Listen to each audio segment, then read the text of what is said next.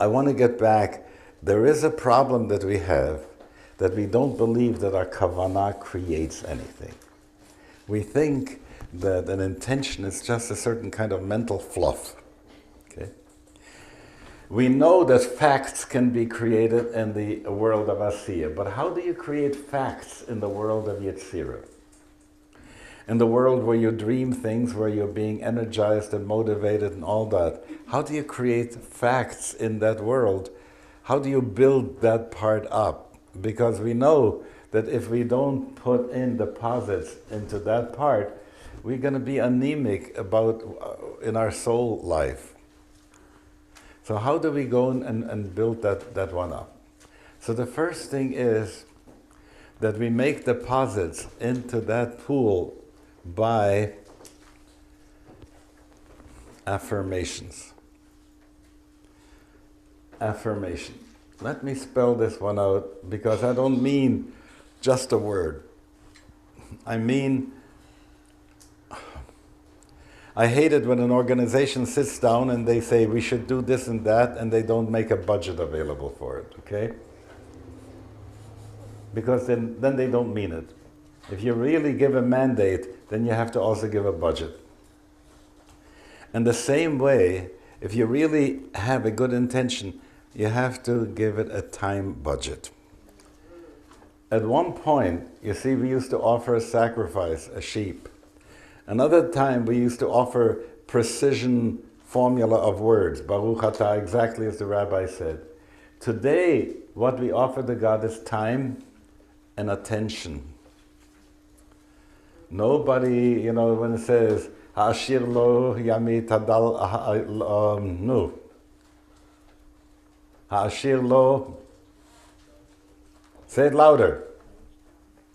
Anyway, it says the rich one shouldn't give more and the poor one shouldn't give less, hadal lo yamit, because everybody has a machzis shekel. And I think in our time, an hour spent on something is the best sacrifice we have. And anybody says to me, I'm living a good Jewish life, then I would start asking them, yeah, tell me how long, how many hours do you spend at that? There used to be a time when I used to give a rap, was called, the word Jew must not be taken as a noun. If you take it as a noun, then I don't know what you mean unless you show me Polak and Russian, then I know what you mean by Jew, a nationality.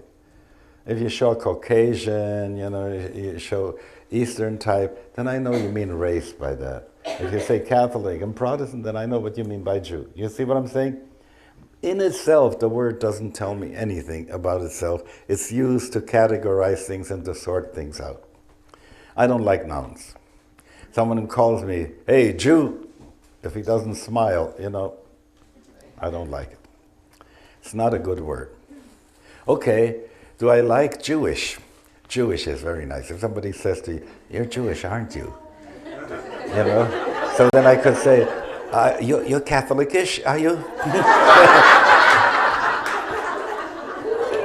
or Islamish, you get the idea. It's so funny.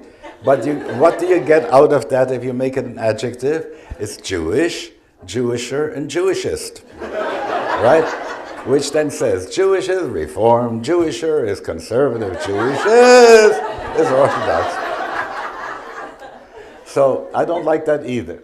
So what do I like? I like the verb Jew.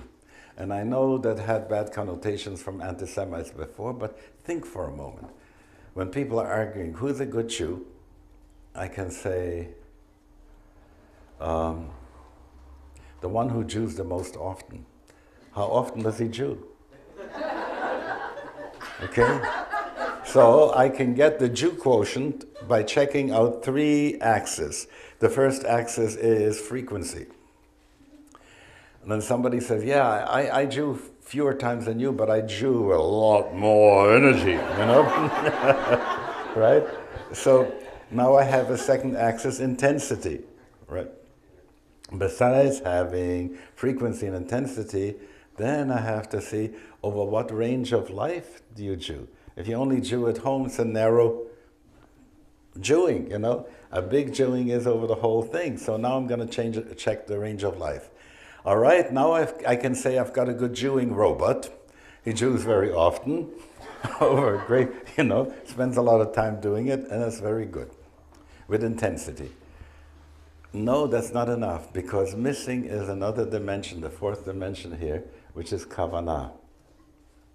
Is that with intention? Is this with devotion? Is that is that there? And this is the deposit I want to talk about. That deposit of time spent with kavanah.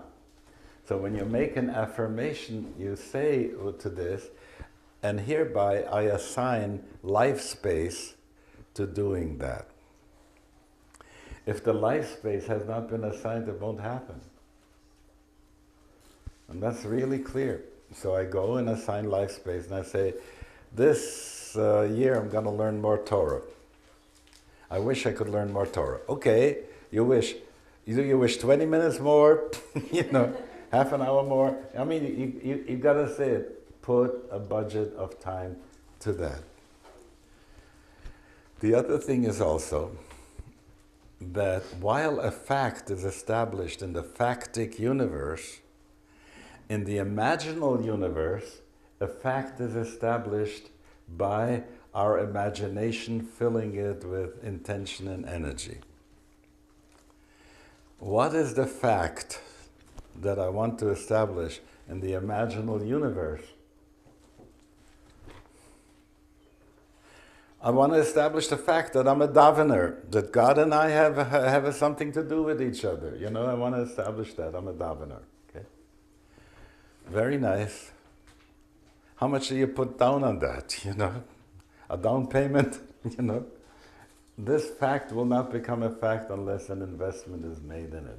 Okay? So I just want to really be clear that we understand that realities that happen in the imaginal realm are realities to which we give attention and energy, kavanah. If that's lacking, that doesn't exist as a fact. It ceases to exist when we don't pay attention to it, okay? So now you get a sense where people talk about mindfulness and all this stuff there.